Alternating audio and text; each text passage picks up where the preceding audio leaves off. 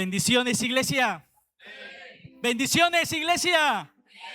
Amén, aleluya. Os veo activados. Qué bendición. Amén. Quiero que me acompañen todos muy rápidamente a Romanos capítulo 6, versículo 23. Amén. Y vamos a leer también el libro de Hechos, capítulo 16, versículo 27. Y cómo no, dar las respectivas saludos, las respectivas salutaciones, en este caso a los pastores, a la iglesia en general. Muchas gracias por la oportunidad, muchas gracias por en este caso el encargo de la palabra. Siempre es una gran responsabilidad, una gran bendición estar en este púlpito santo, amén. Espero estar a la altura y estoy muy agradecido. Vale, esperemos, estoy convencido de que si tú me prestas atención, no vas a salir de la misma manera que has entrado. Amén. Amén. Vamos ahí, Romanos capítulo 6, versículo 23. Y dice así: porque la paga del pecado es muerte, mas la dádiva de Dios es vida eterna en Cristo Jesús, Señor nuestro. Amén. Ahora vayamos al libro de Hechos, capítulo 16, versículo 27. Amén. Y dice así: despertando el carcelero y viendo abiertas las puertas de la cárcel, sacó la espada y se iba a matar, pensando que los presos habían huido. Mas Pablo clamó a gran voz diciendo: no te hagas ningún mal, pues todos estamos aquí.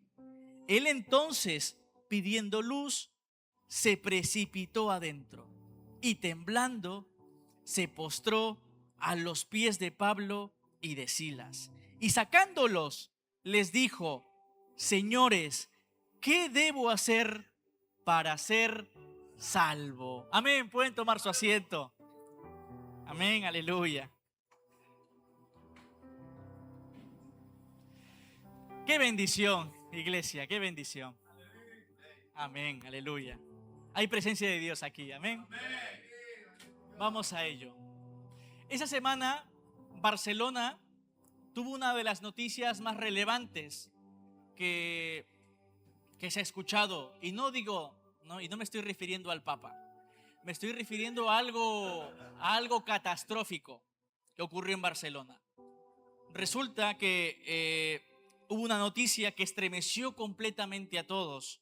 Un hombre fue asesinado a sangre fría en la calle Balmes, una de las calles más transitadas de Barcelona.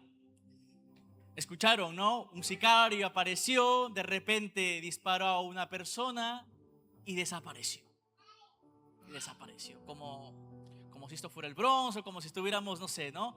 Quizás en algún lugar de mi país, quizás ocurriría esto, pero a plena luz del día, en la calle Balmes, en Barcelona, esto fue estremecedor. Estremecedor. Obviamente las investigaciones apuntan a que esto fue un ajuste de cuentas. Otras investigaciones apuntan que esto tiene que ver con bandas organizadas, bandas criminales, que tienen que ver siempre todo relacionado con el narcotráfico, con las drogas, con cocaína. Y la hipótesis de la policía hasta hace muy poquito decían que estas bandas criminales tenían o venían o procedían de los Balcanes, ¿no? De aquella zona. Y no solamente esto, sino que hace un mes y medio más o menos, podría decir hasta un mes y medio, 2 meses, apareció también otra noticia. Una pelea de bandas, en este caso latinas, de jóvenes, provocó la muerte de un hombre de 27 años y varios jóvenes heridos, ¿no? Y eso está pasando en estos días. Está pasando en Barcelona, está pasando en Hospitalet, está pasando en España. Y la primera pregunta, o las preguntas que yo más o menos me formulo es: ¿cómo una persona puede llegar a formar parte de una banda criminal? Y la otra pregunta que yo me hago y me formulo es: ¿cómo es posible o cómo hemos llegado a tal punto que una persona pueda matar a otra de una forma tan fría y despiadada como lo que ha ocurrido hace unos días? hay quizás muchas respuestas. No hay una única respuesta, hay muchas respuestas. Pero leí un artículo en La Vanguardia, que yo tengo que siempre leer La Vanguardia y estar un poco al día, porque si no me pierdo una cosa, me pierdo alguna normativa y voy mal. Pero había un artículo que me gustó mucho, porque hablaba de valores, hablaba incluso de que se ha perdido, eh, se podría decir, el apego a lo que es la palabra de Dios. No estrictamente se basaba en algún artículo religioso, pero sí se basaba en que cómo hemos llegado a este punto. Y es un poco la reflexión a lo que yo quiero transmitir en este mensaje. ¿Cómo hemos llegado a este punto? Entonces ese artículo hablaba de que había muchos especialistas que dicen que detrás de muchas de estas historias encontramos pues heridas profundas, encontramos ausencia de referentes en aquellas personas que pertenecen a dichas bandas. Encontramos quizás un rechazo, un abandono, o incluso decía una enorme necesidad de sentirse amados y aceptados. Entonces todo esto me hizo pensar, y quizás puedo llegar a comprender que muchos jóvenes que forman parte de estas bandas nunca recibieron una palabra en el que les dijeran: oye, estoy orgulloso de ti. Oye, ¿sabes que tú vales mucho? ¿Sabes que tú eres importante? O lo que le diríamos nosotros: ¿sabes que tu vida tiene un propósito? Estoy convencido que muchos de estos jóvenes no llegaron a recibir este tipo de palabras. Y entonces de repente aparece una banda criminal, que les ofrece algo parecido, ¿no?, a una familia, y les promete protección, les promete darle una identidad, les promete darle amor, ¿no? Les promete darle pues sentirse importantes, y ellos, al sentirse importantes, empiezan a pensar que ahora mismo pertenecen a algo, ¿no? Pero resulta que este amor que ellos pensaban que era, termina convirtiéndose en control. Resulta que esa protección que ellos pensaban que tenían resulta terminando o convertirse en esclavitud. Resulta que esa familia, ese amor de familia, resulta que terminan exigiéndole una lealtad controladora, una lealtad destructiva. Y aquí, tarde o temprano, llega la factura. Siempre llega una factura, porque nadie te da nada sin algo a cambio. Y sobre todo una banda criminal. Amén. Siempre exigen algo a cambio. Siempre exigen un precio a pagar. Y esta banda te lo reclama y te lo exige. Y muchas veces te amedrantan o te amenazan diciéndole: si no haces esto, nos vamos a ir a por tu familia, a por tus padres, a por tu padre y tal. Y Satanás espiritualmente pues hace lo mismo, ¿no? Siempre he dicho que espiritualmente Satanás nos ofrece los sustitutos de lo que Dios verdaderamente nos da. Nos ofrece una familia falsa, una identidad falsa, un amor falso, una adicción que nos dice: tranquilo, aquí no va a pasar nada. Y resulta que tarde o temprano la factura termina llegando. Esta semana también había noticias que hay una crisis en los matrimonios, hay un alto porcentaje de divorcios. Yo le decía a mi esposa, esta semana hemos tenido una conversación muy importante. Dice: cariño, hay que tener mucho cuidado con lo que podamos dejar entrar en casa. Yo trabajo muchísimo, mis hermanos, muchísimo. ¿Por qué? Porque estoy saliendo de un lugar, y para salir de un lugar siempre le digo a mi esposa: no, mientras más oscura está la noche, más cerca está el amanecer. Y estoy ahora mismo que ya a veces no sé ni qué día estoy, ni cómo me llamo. A veces hay días en que me levanto así. Pero digo: Señor, dame fuerzas, porque queda poco. Queda poco, ya llevo muchísimos años ahí. Y lo importante es no perder el norte, porque si pierdo el norte, pierdo el rumbo, se acabó todo. No, yo sigo insistiendo, sigo levantándome en oración, pero a veces faltan las fuerzas, y es cuando más me tengo que agarrar del Señor. Y por eso cuando yo veía y teníamos esta conversación, hablaban de los matrimonios, las crisis de los matrimonios. Incluso ya hasta recomiendan ya no casarse y volverse, emparejarse y estar ahí y no pasa nada, cuando realmente Dios bendice la unión, el hombre y la mujer, el matrimonio, los hijos, y Dios te bendice bendice la familia y quieren ir en contra de la familia. Y tenemos que tener mucho cuidado con ello. Volviendo a lo que estaba diciendo, Jesús dijo: el ladrón no vino sino para hurtar, matar y destruir. Y el apóstol Pablo escribió: porque la paga del pecado es muerte. Aleluya. El pecado siempre oculta el precio final. Pero hoy solamente no nos podemos... Estamos en una predicación de misiones, en una predicación en un púlpito en el que nosotros estamos aquí hablando la palabra de Dios. Y no nos podemos centrar solamente en el problema.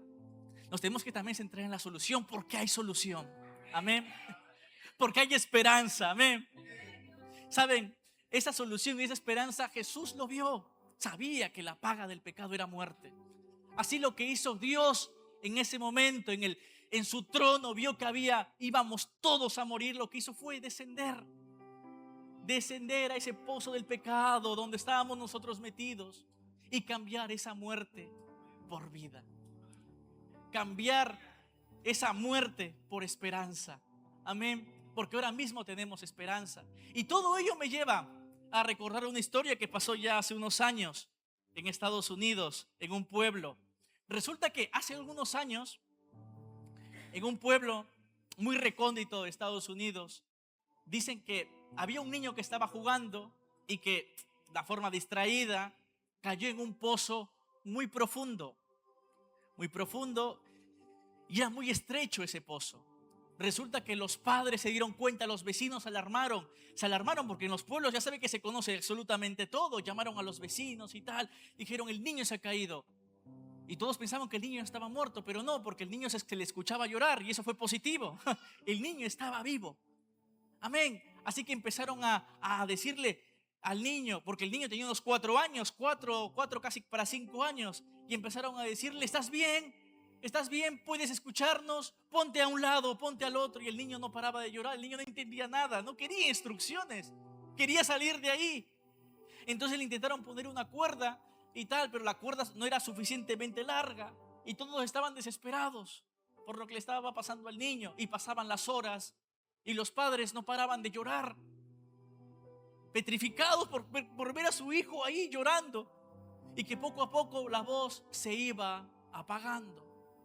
Resulta que no había manera. Alguien tenía que descender al pozo, pero nadie se atrevía a descender. Y sus propios padres, porque pensaban, les decían: es que si tú bajas por el pozo, es posible que te quedes enganchado y tendríamos 2 problemas. Y entraba el miedo. Y los padres tenían al parecer otros hijos más que también estaban ahí, pequeñitos y tal, y entonces no sabían qué hacer. Yo como padre creo que me tiro igualmente. No sé si me quedo atrapado, pero yo lo intento. Pero nadie se atrevía a bajar. Resulta que de repente aparece un rescatista. El rescatista le dicen: tranquilos, no, pero no, tranquilos, shh, tranquilos. No, pero ten mucho cuidado, tranquilos, yo soy especialista, tranquilos. Se pone su arnés muy tranquilamente y comienza a descender. Lo interesante de este rescatista es que no le decía al niño: ponte a un lado, ponte al otro. No quería ponerlo nervioso. Él comienza a descender. Y cuando llega abajo, él no rápidamente lo coge o lo pincha y lo hace subir. No, él primeramente intenta tranquilizar al niño. Le da un abrazo y le dice: tranquilo. El rescatista sabía que si el niño se ponía nervioso, se podía tambalear y podía haber algún problema en la subida. Pero por eso lo tranquiliza, lo abraza, le dice: tranquilo, aquí estoy. Tranquilo, no pasa nada. Te voy a rescatar. Va a salir todo bien.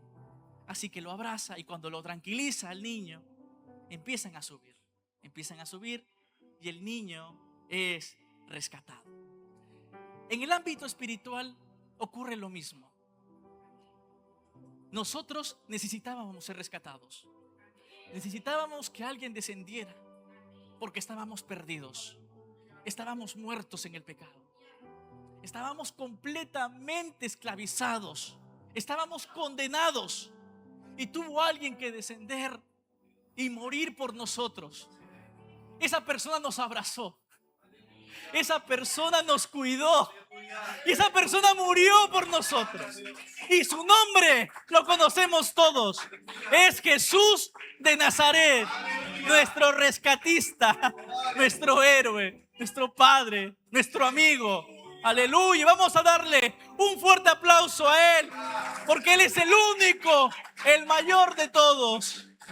Y le agradecemos porque ahora tenemos vida. Aleluya. Aleluya. Descendió hasta nuestro pozo y nos salvó. Nos salvó, iglesia. Nos salvó. Aleluya. El mensaje o el título de este mensaje se llama La factura del pecado y la misión de la iglesia. Repite conmigo: la factura del pecado y la misión de la iglesia. Amén. Como os había dicho, Romanos capítulo 6 versículo 23 dice: porque la paga del pecado es muerte. El pecado, ¿saben una cosa, iglesia? El pecado promete muchas cosas. El pecado promete pues un placer sin consecuencias, promete una libertad sin obediencia, promete una satisfacción total sin Dios. Amén. El pecado, siempre como lo he dicho en la introducción, es como una banda criminal. Siempre termina cobrando. El pecado siempre termina pasando su factura, y su factura pone en la descripción muerte. Esa es la descripción de la factura del pecado: muerte. Pero obviamente, como os acabo de decir, todo esto cambió cuando Jesús descendió, cuando Jesús vino a morir por nosotros. Por eso que cuando nosotros hablamos de Satanás, hablamos de muerte. Pero cuando hablamos de Jesús, hablamos de vida, hablamos de libertad. Amén. Por eso en Juan capítulo 8 versículo 36 dice: así que el Hijo os libertare, seréis verdaderamente libres. Amén. Y somos libres, y Dios nos dio vida, y no cualquier vida, sino una vida en abundancia, una vida plena, una vida en amor, en gozo, en paz, en fe. Y esa es la vida en abundancia. Dile a la persona que tienes a tu lado: tú tienes vida, y no cualquier vida, vida en abundancia. Díselo. Aleluya. Amén. Aleluya. Aleluya, aleluya, aleluya. Vida en abundancia. Tenemos vida en abundancia, una vida plena. Aleluya. En Hechos capítulo 16 nos muestra cómo Dios sigue rescatando vidas. Amén. Sigue rescatando vidas. Aquí entramos en una historia muy conocida, la historia de Pablo y Silas, donde aquí la palabra nos muestra que la llegada de Pablo y Silas a Filipos no fue una casualidad. Fue una obediencia al Señor. Amén. Fueron siguiendo instrucciones del Señor la llegada a Filipos. Ellos obedecieron a ese llamado. Pero ojo, y aquí quiero ser muy claro en esto. La obediencia, ojo, la obediencia no les condujo a una situación, ¿cómo podría decirlo? Una situación cómoda. No los condujo a una situación favorable, a una situación tranquila. No. Ojo, estaban obedeciendo a Dios, pero esa obediencia les condujo a una situación de conflicto, a una situación de pelea. Muchas veces cuando pensamos que estamos haciendo la voluntad de Dios, pensamos que todo va a salir bien, que no va a haber ningún problema, pero esto a veces no es así. A veces no es así. A veces la ausencia de problemas no es evidencia de la presencia de Dios, y de la misma manera la presencia de problemas tampoco supone ausencia de Dios. Dile a la persona que tienes a tu lado: estar en el centro de la voluntad de Dios, díselo, estar en el centro de la voluntad de Dios no significa estar lejos de los problemas. Amén. Ahora lo voy a explicar para que se me entienda. Amén. Mientras Pablo y Silas ministraban en Filipos, la historia del capítulo 16 hace referencia a que aparece una chica, una mujer. Esta mujer tenía un espíritu. Este espíritu era de adivinación, ¿vale? Resulta que Pablo y Silas estaban haciendo la obra y aparece esta mujer y les empieza a decir: ¡hey! Estos hombres, que sepáis, son siervos del Dios Altísimo. Ellos están mostrando el camino de la salvación. Así que Pablo y Silas, me imagino que Pablo y Silas escucha que tiene ese espíritu de esta mujer y dice, bueno, no pasa nada, nos ha descubierto. Y siguen adelante, siguen con la obra, siguen con la misión, ellos enfocados. Pero dice la palabra de Dios que esto ocurrió por muchos días. O sea, imagínense, cada vez que se encontraban y la mujer los perseguía. ¡Ey, estos hombres! Son siervos del Dios Altísimo. Y así, y al día siguiente otra vez, y al día siguiente otra vez, y así de forma continua, así. Dice la palabra de Dios, en algún texto dice como que Pablo se hartó, pero no se hartó de la chica, porque él tenía amor por la chica, por las almas, como Jesucristo. Se hartó del espíritu que tenía la chica. Así que en ese momento le dijo al espíritu que tenía la chica, le dijo, yo en el nombre de Jesucristo te mando que salgas fuera. ¿Y saben qué pasó? El espíritu salió. En ese mismo momento, el espíritu salió. Esto podría ser maravilloso y decirle, oh, y la chica se transformó y vino a los pies del Señor y continuar. Pero ocurrió todo lo contrario. Ocurrieron problemas. Ocurrió problemas. Déjenme, para que me entiendan, explicarles una situación. Hace muchísimos años, cuando yo empezaba mis caminos en el Señor y no entendía muchísimas cosas, yo me dirigí en el Renfe. Estoy hablando del 2009, posiblemente 2008, 2009, quizás 2008. Sí, que fue cuando empezó mi camino. Empecé a cuestionarme cosas. ¿De verdad Dios existe? ¿Qué es lo que he sentido? ¿Esto que he sentido será algo interno o realmente era el Espíritu Santo que estaba tocándome? Pero yo no entendía qué me estaba pasando. Así que yo iba en el Renfe a un evento evangelístico que iba a haber para entender qué es esto que me estaba pasando. Y resulta que ese evento evangelístico iban muchas personas. Resulta que yo tenía una Biblia, no era esta es la Biblia que después adquirí, y una Biblia que me había regalado mi madre, y empecé a leer, me acuerdo, en el Renfe, y frente a mí había un hombre que me miraba así, y yo decía, vaya. Porque claro, el evento iba a ser en Sabadell y no era tal, y yo decía, uy, vaya. Y este hombre me miraba así y no me paraba de mirar, y resulta que de repente me empieza a hablar. Era un hombre de Europa del Este. Y me dice, tú eres cristiano, ¿verdad?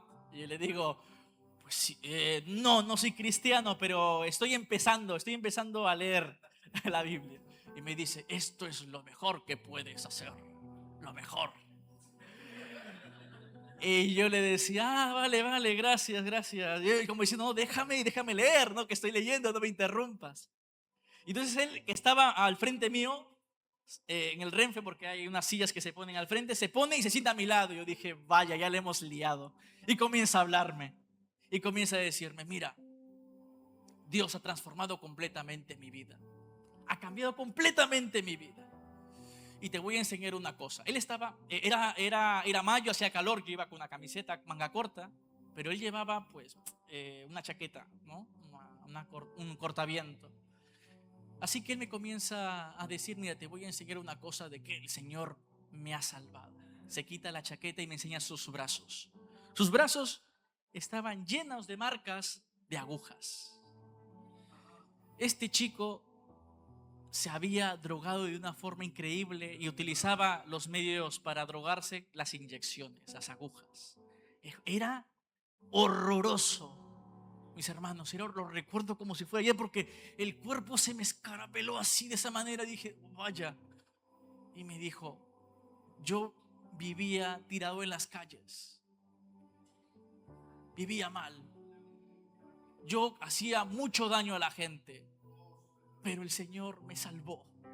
Y ahora mismo solamente puedo vivir en paz y agradecido a Dios. Y por eso voy a este evento, porque quiero seguir llenándome más de Él. Y me dijo una frase, aleluya, una frase que lo he anotado aquí porque recuerdo que yo cuando tengo mi diario y tengo mi agenda y tengo aquí mis notas, no sé si lo tengo por aquí porque lo quise capturar exactamente, y si no lo encuentro por aquí, pues lo voy a decir como literalmente, ¿no? Lo que él me dijo fue que cuando yo me liberé y salí de las garras de Satanás. Esto trajo muchos problemas, porque el infierno pierde a uno de sus soldados. El infierno pierde a alguien que creía que tenía atrapado para siempre. Y cuando ocurre esto, el infierno se enfada y vienen los problemas. He tenido muchos problemas, me dice. Me acuerdo que me hizo una palmada aquí en la rodilla. A nosotros, a los latinos, no nos gusta que nos hagan palmadas en las rodillas, sobre todo. Y me acuerdo que me quedé así, pero me hizo una palmada y me dijo: pero tranquilo, pueden venir muchos problemas, pero cuando ya conoces a Cristo, cualquier problema lo podrás vencer con Él. Me quedé con esa frase. Fue increíble. Fue increíble. Fue maravilloso. Y luego lo que ocurrió en el evento, pues ya es otra historia. Amén, ya lo contaré en otro momento. Y volviendo ya a la historia, obviamente, cuando la chica fue liberada, la chica entró en libertad. ¿Y qué pasó? Aparecieron los problemas. Resulta que los amos que se estaban lucrando, porque habían amos que se estaban lucrando con ese espíritu de adivinación de esta chica. Resulta, imagínense, la chica les decía: oye, mañana va a pasarle esto a esta mujer, o yo qué sé, porque tiene ese espíritu. Y ellos pues le pillaban a la chica: oye, te cobramos esto, te cobramos lo otro. Y ellos ya se imaginaban pues siendo ricos a costa de ella. Pero cuando la chica fue liberada, pues se le murió la gallina de los huevos de oro. Así que, ¿qué pasó? Que se enfadaron y tomaron a Pablo y Silas y los llevaron a la plaza y comenzaron a exponerlos y comenzaron a decir mentiras sobre ellos. Miren una de las frases que decían aquí. Decían: estos hombres enseñan costumbres que nosotros los romanos no podemos practicar porque son ilegales. Y esto obviamente enfureció a las autoridades, enfureció a los magistrados que estaban ahí, enfureció al pueblo. Oh, porque todo lo que iba contra Roma era, vamos, sacrilegio esto. ¿Y qué pasó? Que las autoridades, los magistrados, ordenaron, sin un juicio previo, ordenaron quitarle la ropa a los dos, a Pablo y Silas, o sea, humillarlos. Imagínense que te quiten la ropa. Le quitaron la ropa y ordenaron que les golpearan, que les azotaran con varas.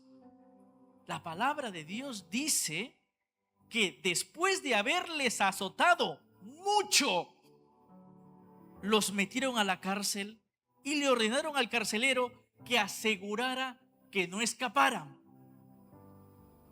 Resulta que el carcelero, me imagino que Pablo y Silas, que no se podían mover, los llevó en el lugar más recóndito de la cárcel. En ese lugar seguramente, imagínense este calor, donde hace muchísimo más calor, donde estás con la lengua extenuada y no puedes ni siquiera ni respirar, y les sujetó los pies en el cepo. Es decir, les pusieron unas cadenas, les pusieron los pies en el cepo. Los que no saben lo que es el cepo es lo que antiguamente había, era una estructura metálica o estructura de madera. Era donde, para que tú no te pudieras escapar, te ponían las cadenas en los pies. Había una estructura metálica aquí con unos huecos circulares y ponías los pies ahí. Habían formas, ¿no?, de cepos. Uno de ellos era que te ponían ahí y te ponían aquí las cadenas en los pies para que no pudieras escapar. Habían otras formas en las que había una estructura metálica un poquito más inclinada, pero el objetivo era que tú, si hubiera cualquier cosa, tú no pudieras escapar, no pudieras movilizarte. Así que estabas así, enganchado al cepo. Eso, imagínense, con el dolor y con el sufrimiento y la humillación que habían tenido Pablo y Silas. Yo creo que coincidiremos todos que cuando tenemos un mal día, y me refiero verdaderamente un mal día, que dices: vaya, hoy todo, es como que todo me ha ido mal, o cuando recibimos una noticia muy mala, o cuando ha habido, yo qué sé, te han detectado una enfermedad, o has recibido algo sobre tu familia, o sobre tus hijos, o algo cuando recibes algo negativo, había un problema muy, muy, muy grave. Yo creo que es muy difícil sonreír. Somos cristianos, pero es muy difícil sonreír. Mira que yo lo intento a veces cuando intento solucionar un problema. Solamente me derrumbo en los pies del Señor, en la oración, porque si no hubiera oración, apaga y vámonos. Pero es muy difícil sonreír y sobre todo es muy difícil cantar, ¿vale? Es muy difícil cantar. Pero eso no ocurrió con Pablo y Silas. No ocurrió con Pablo y Silas, porque la palabra de Dios nos dice que llegando a la medianoche ocurrió algo sorprendente. Y eso sorprendente es que Pablo y Silas se pusieron a cantar a Dios. Y encima la Biblia añade un detalle muy precioso. Y este detalle precioso dice en la Biblia es que los presos lo oían. Los presos oían cómo cantaban Pablo y Silas. Amén. Es decir, habían personas observando cómo Pablo y Silas reaccionaban al sufrimiento que habían tenido, amén, o que estaban teniendo. Por eso siempre digo que hay muchas maneras de hacer misiones. Hay muchas maneras. Y una de ellas es entender que habrán personas que nunca van a leer una Biblia. Amén. Lo repito, hay personas que nunca van a leer una Biblia, pero esas personas van a leer nuestra reacción en medio del sufrimiento. Amén. Van a ver cómo reaccionamos ante cualquier cosa. Y eso va a ser lo que les va a llevar al camino del Señor. Esa reacción, ese testimonio, ese comportamiento, esa actitud es lo que les va a llevar a los caminos del Señor. Porque a veces una persona está pues muy estigmatizada diciendo, oh, la Biblia, no, yo no conozco, no me hables de Dios. Pero al ver tu comportamiento, al ver cómo te comportas, al ver que siempre sonríes, al ver que siempre dices, haz una palabra de ánimo, dicen, oye, esta persona es diferente. Y eso es lo que le llama la atención. Y dices, oye, ¿tú perteneces a una secta o qué perteneces? A mí siempre me dicen lo mismo. No, yo soy cristiano. Y siempre sonrío. Gracias a Dios he tenido muchas victorias. Ahora se ha roto un ranking que tenía. Pero estoy convencido que ese ranking, esa derrota que he tenido, le voy a dar la vuelta. Porque el Señor, estoy convencido que está en el asunto. Pero el Señor siempre ve, yo siempre estoy muy liado, pero siempre tengo una sonrisa. Ven, vamos, adelante, y ánimo. Y Dios me termina dando la victoria. Y yo digo, oh, eres muy bueno. ¿Qué va? Yo no soy bueno, el bueno es Él. Él es el único bueno. Él es el todopoderoso. Por eso siempre digo, Señor, una de las palabras que siempre digo, Señor, yo no sé qué haría sin ti no soy nada. Absolutamente nada. Amén. Volvamos otra vez a la palabra. Dice la palabra de Dios que en ese momento en el que Pablo y Silas comienzan a adorar, no sé qué canción pudieron cantar, aleluya. Tantas canciones ahora sabemos, pero no sé aquellos qué himno pudieron cantar. Yo creo que Dios no pudo soportar tanta adoración, tanto se podría decir, tanta veneración, tanta adoración que tuvo que intervenir. No pudo dejar pasar esto, dijo Dios. Tengo que intervenir. Así que Dios lo que provocó fue un terremoto. Un terremoto que provocó que las puertas se abrieran. Aleluya. Que las cadenas se soltaran. Aleluya. Y aquí viene lo medular del mensaje y ya estoy acabando. Amén. En ese momento en el que las puertas se abren y que las cadenas se sueltan, el carcelero, pensando que los presos habían escapado, quiso quitarse la vida. Los romanos tenían un principio básico. Los romanos eran muy responsables. Los romanos decían, si yo me quedo cuidando yo esta noche, aquí no tiene que pasar nada. No va a pasar mientras yo esté aquí. Aquí, mientras yo esté, no pasa esto. Y tenían ese principio básico. Y resulta que justamente en esa noche el carcelero se le escapan pues los presos que le habían dicho, asegúralos a estos, sobre todo a estos, asegúralos. Se le escapó, ve que las puertas se abrieron, que las cadenas se soltaron, pues oye, me voy a quitar la vida. Seguramente cogió su espada y se iba a quitar la vida y de repente escucha, espera, no lo hagas, no lo hagas. Y eran las palabras de Pablo, no lo hagas. Cada vez que nosotros queremos decir, lo dejo todo, aparece Dios que te dice, no lo hagas, no lo hagas.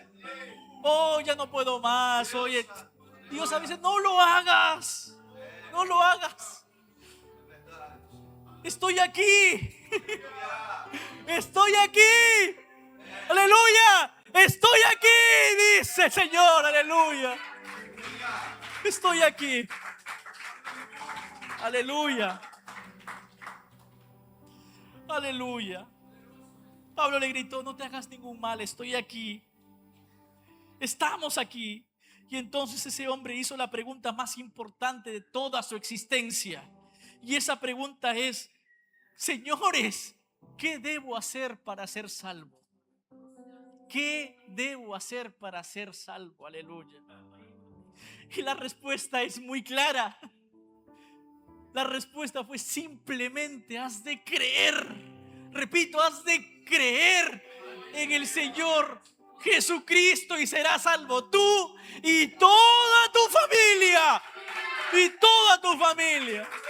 Aleluya. Aquella misma medianoche, ya. Imagino que en madrugada el carcelero y toda su familia fueron salvos, recibieron al Señor y obtuvieron la vida eterna. ¿Cuántos dan un fuerte aplauso al que vive y reina por los siglos de los siglos? Porque el milagro no fue el terremoto. El milagro fue que una familia vinieron a los pies del Señor. Aleluya. Es el verdadero milagro. Es la verdadera misión. Es el verdadero propósito del departamento de misiones, del departamento de evangelismo. Por eso es muy importante cubrir esos departamentos, porque vienen problemas. A veces hay que cubrirlos porque esos problemas a veces vienen, intentan atacar al ministerio. Y ellos tienen que agarrarse de Dios, pero nosotros nuestra obligación es orar por ellos. Orar por nuestros pastores. Amén. Orar por toda la iglesia que siempre está ahí. Por los miembros, por los misioneros que están ahí luchando y cada día para que la palabra de Dios sea predicada. Aleluya. Ya estoy acabando. Pónganse de pie, iglesia.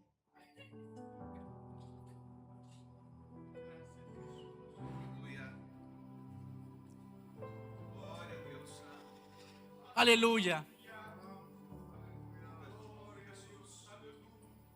El apóstol Pablo escribió años después de lo que pasó en Filipos.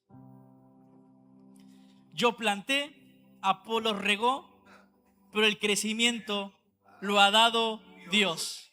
Pablo plantó en Filipos, amén.